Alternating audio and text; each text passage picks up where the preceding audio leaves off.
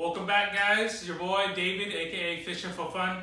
Got this Scotty 1060 downrigger. I'm gonna put on my Hobie Outback 2019.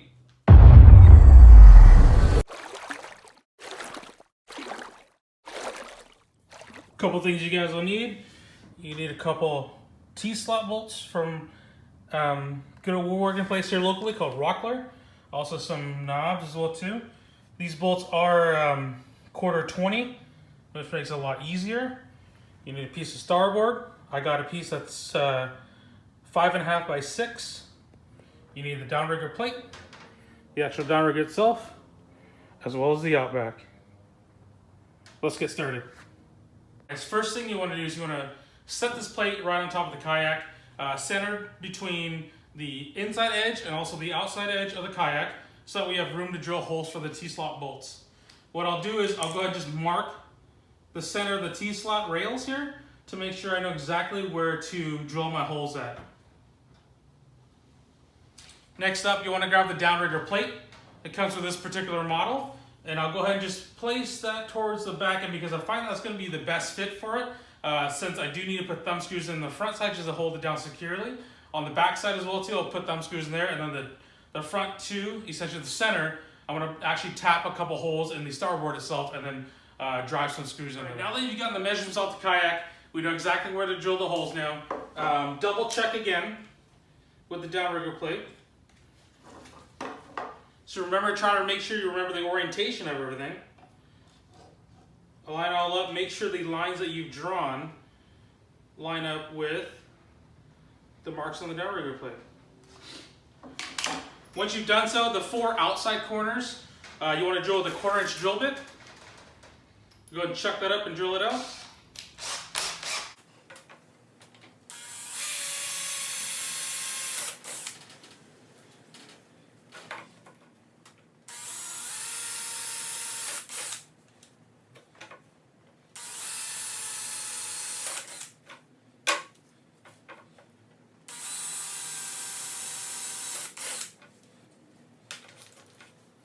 And since I am going to be tapping the 2 holes on the inside, I'm going to use a number 25 drill bit.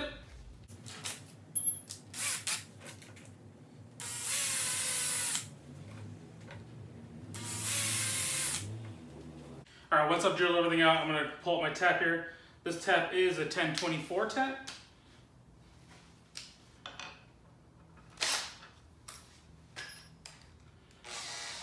Since you're tapping into plastic, you don't need to use any type of lubricant or anything like that at all. I use a power drill. It's plastic. It's going to go easily. Just don't make sure there's not a lot of resistance holding it back.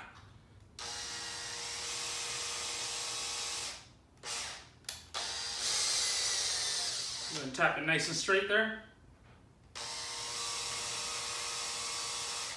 Just kind of let it guide itself in there. And that's it. That's your plate almost complete there. What I'll do next is I'll grab a couple Allen screws that I've previously bought. I go to a place called Tacoma Screw. They have everything I need available for me. Remember, when you're screwing these in, got to go nice and easy. You don't want to snug them too tight.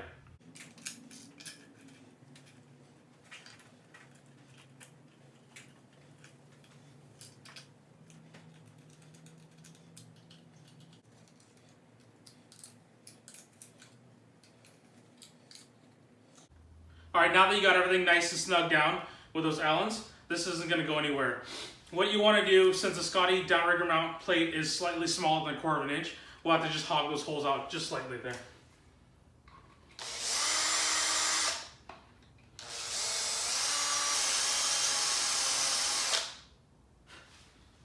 Just like that. You want to make sure that is a 1/4-inch hole to accept the T-slot bolt. Alright, now that you have all your holes drilled, what you want to do is grab the T-slot bolt. The front ones I'm actually using a 1.5 inches, and the 2 rear ones are going to be 2.5 inches. And those fit right snug into the rail there. Place the bolts on the rail first. Remember, the 2 larger ones do go to the rear.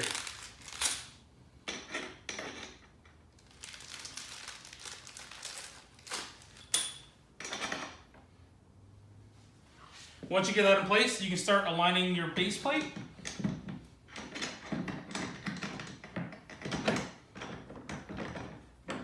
And assuming you drilled all your holes correctly, it should just fit right on there, nice and tight for you.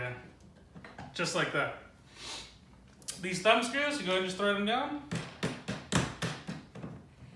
The two front ones are mainly there to secure the plate in place. The starboard that you've created, the adapter plate.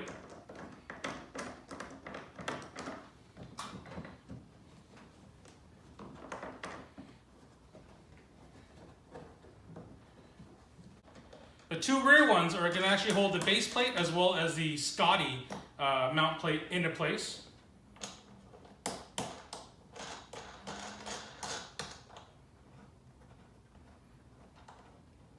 Apologize for the wiggling camera. I'm actually using the Ram mounts rod holder with the X grip on top to use for my recording. I'll just go ahead and snug this down real quick. Once you got everything secured in place, make sure it's open. Grab your downrigger, slide it in place, and go and pop your lock back in there. And there you have it. Simple. It takes about an hour. If you don't have the right tools or you're not savvy with it, it takes about an hour just to make the plate itself and get everything all nice and secured on there. I'll go ahead and give you guys a quick close-up of how it looks here.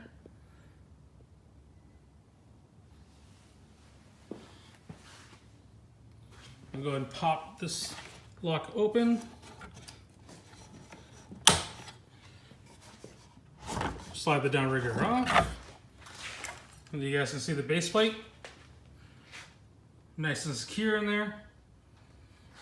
Slide this thing back on. As you guys can see, it's pretty sturdy there. There's no flexing. The only flexing is from the kayak moving back and forth. The plate's pretty secure.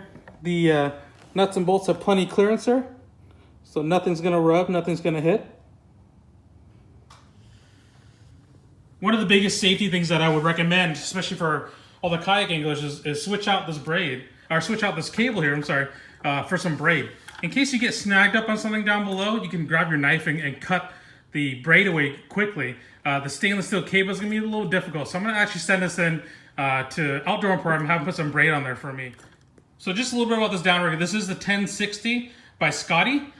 This does have a 2 feet per reel. So every revolution you do, it actually brings it up 2 feet. So being a kayak angler is actually kind of crucial to have it be able to reel up quickly. Because if I have a fish on, especially if I have a big fish on, I want to bring my downrigger ball up as quick as I can.